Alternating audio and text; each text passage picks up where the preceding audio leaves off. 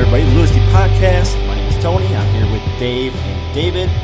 Dave Stevens, Dave Sterling, David Sterling. I'm Tony Pervenanzi. We are brought to you by Roughneck Scars and Golden Gold Press. Today we're here at Fair State Brewing Cooperative. We have a special guest. You guys might know him as MNUFC Commenter. It is Griffin. Awesome. Thanks for having me, guys. Yeah, he's already told us he's cool with his name being out there, so he's not trying to hide behind the Twitter, thing. Well, he does have his personal Twitter feed attached. Full transparency. Yeah. to his. Yeah. We also have some peeps from True North Elite here. We got Jen over here. She's going to do a little thing later on about who smells good in MLS. Sorry, I had to say it. So thanks for coming out, guys. I know you guys just were at the Brew Hall at the stadium to watch the Women's World Cup and ended up winning 2-0.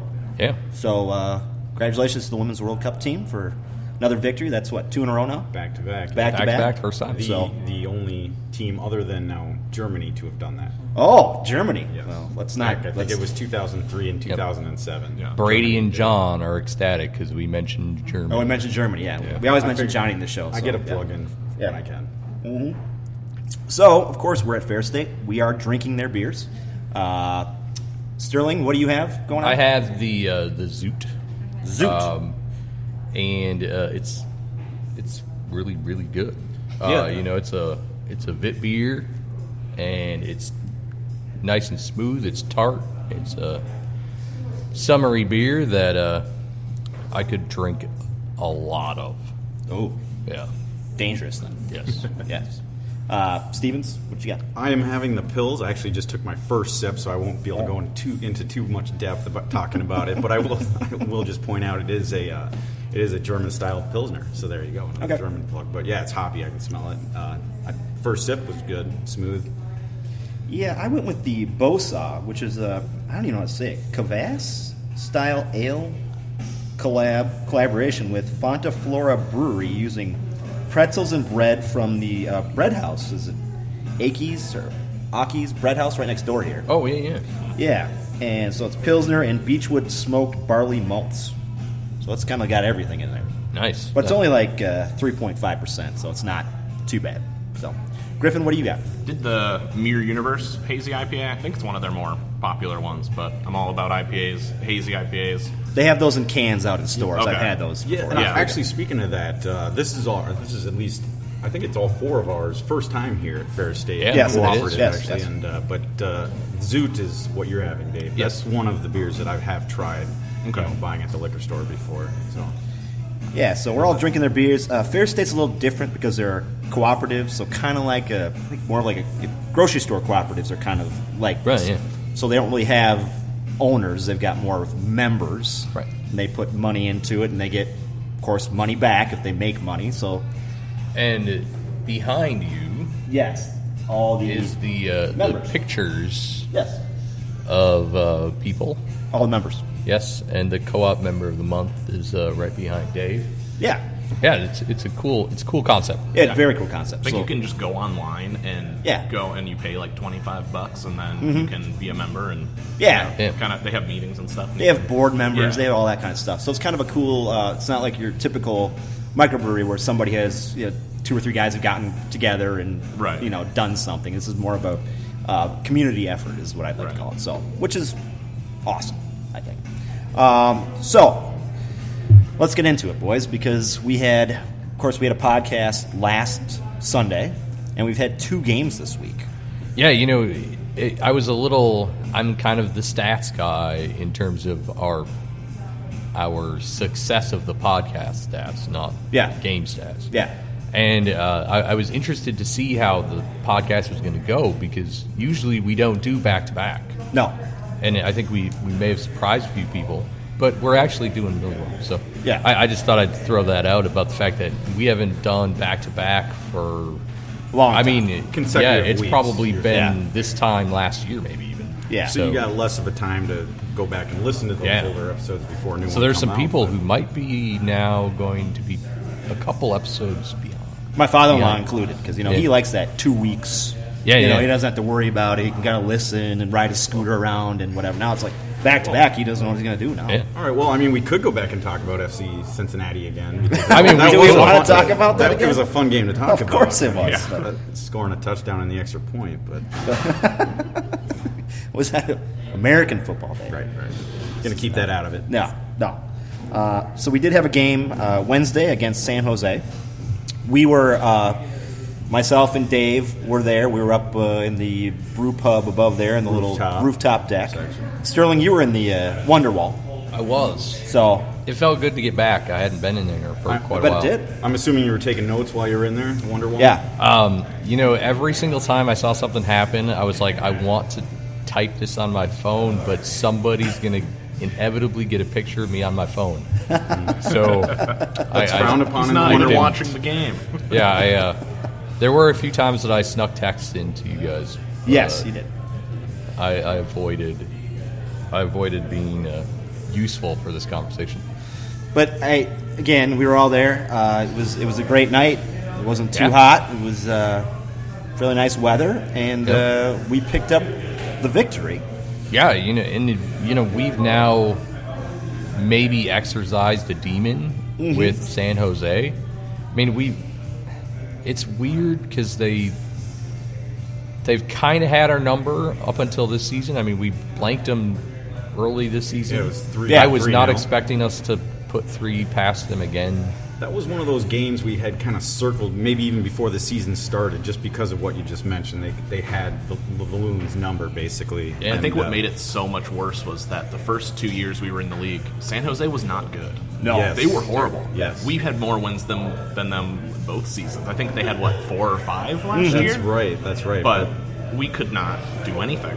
That's the way we've played. We've always played down to our competition. That's just the motto for Minnesota sports. Yeah. Well, that's true. Oh, That's true. let's not get into that. No, Say we- all no, we Minnesota won't. sports. We won't, Come but it on. Not is- the Twins this it year. is true. No, that's right.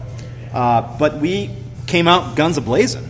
I mean, within the first, I think it was fifth minute, Darwin had it, yeah. He's back. Yeah, we'll He's talk back. about a quick goal scored in a game. Wow, that was amazing. And I want to get, Griffin, your opinion on all this. We, on this podcast, I don't know if you've been listening to it, have talked about Darwin kind of going into a slump. And then I think a couple games ago he started to kind of come out, the Open Cup, he started to come out of Right. it. And now I think he's back to what he was last year. So do you think that he's back, or do you think this is just kind of a flash in the pan type of deal? I don't think it's a flash in a pan. I'm kind of conflicted because when he came here, I was super excited. I bought his jersey. Was like, this is the man. And he was. I mean, he did everything and then more what could ever be expected of him. This year, I think he hasn't realized the help he has now. Yeah, exactly. We talked about that, yeah. He did the same things the first couple of years, trying to take it one-on-one and get the ball taken away, but he maybe didn't have an option. Yeah. But now, when you have Angelo, you have Ibarra, who now has established himself as a quality MLS player, Finley, who's fast. And to see him do those things, it kind of now is frustrating because it's like you're not the whole team anymore. Exactly. But I think the brilliance and the skill has always been there. I think he now is just hopefully learning that he can now rely on his teammates to do more. Yeah. So hopefully that this form just continues because he's also had a couple of really good assists. He has, and that's another thing that we talked about is last year he had to score those goals. There was nobody else he could pass it to get a goal, or at least that he wanted to. I don't think he trusted the guys he was playing with last year. Right. This year, I think he started off with not trusting the guys again, and I think somehow he's come to realize I can trust guys like Ibarra, I can trust Angelo, I can trust Finley, even though Sterling doesn't want to say Finley's good, but being a Wisconsin, he's a Wisconsinite. I know he's born in Duluth. He's from a Duluth. Wisconsinite. He grew up in Marshfield. He's a Wisconsinite. Being a fellow Wisconsinite, I want to like Finley, but I just don't think there's any complexity to his game. It's just he just runs fast down the wing and might, get in a position to score a goal. we need those guys though. He's a burner. Yeah, I mean, there's usefulness. I don't disagree with that at all. I just don't I think it's a waste of his salary. I think we could find somebody that's more complex, more skill-oriented, technical-oriented, I should say. And he's kind of occupying Miguel Ibarra's preferred position. Yeah, well, I agree, and that might be some bias on my part. I think, I would prefer seeing Miguel out there. I think the best front line would be something, somehow, that we can have Miggy, Kevin, Darwin, and Angelo. Now, of course, all of them are right wings, so that doesn't help much. Right. But, it's if we can find a way to get all 4 of those guys on the pitch at the same time, or Mason Toy, who's probably going to come up quite a bit, that's the type of front 4 I want to see. Right. Yeah.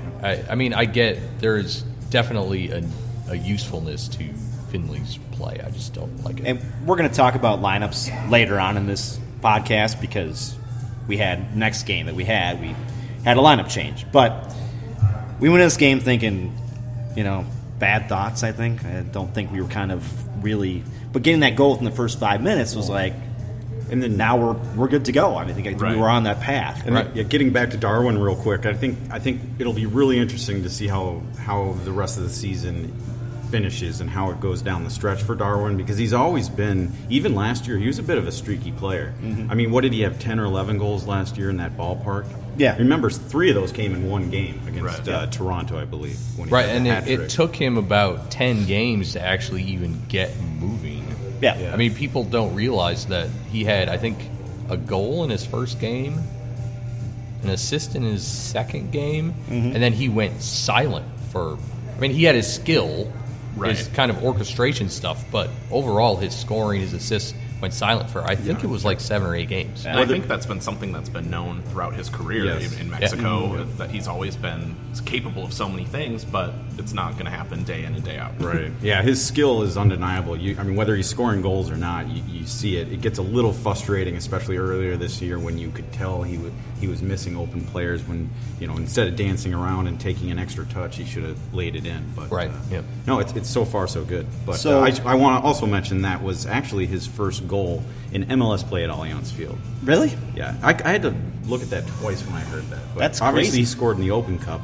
If I'm wrong, correct me. I think that's right. I heard it. Crazy. I heard it on the broadcast last night, or during the Quakes game, or when I was going back over the stats, and I had to do a double take because I was like, what? And I think that's only his second non-penalty goal. Mm-hmm. His first open play goal was Toronto. When he had that sweet little deke around the defender. But I think he has 4 penalty goals. I think he did 4. Yeah. But and none of those were at Allianz. No. That's what it made me think twice. But So we're up 1-0. We come back, and it's kind of a... When we were watching the game from the rooftop there, San Jose had a lot of possession going on. We didn't have possession. Well, I can tell you for the game, obviously I wasn't keeping complete track, but the feeling was there. The possession numbers, getting maybe back to the games where we've had success without having possession. Yeah. Minnesota had 36%. Yeah. The flip side of that would be 64. So it was dominated by San Jose. Which always scares me because even though we're up 1-0, they're dominating possession. At some point they're going to break it down and they're going to score some. And they did extra time at the end of the first half. Yeah, at a time. Yeah, and I'm still not convinced that Boxall and Vito have their heads on straight about that goal. I know they are 100% convinced that was a handball. From our seats, because that and was I've replayed it a few times, and I cannot, for the life of me, see the handball. I watched it several times yesterday, actually leading into our podcast today, and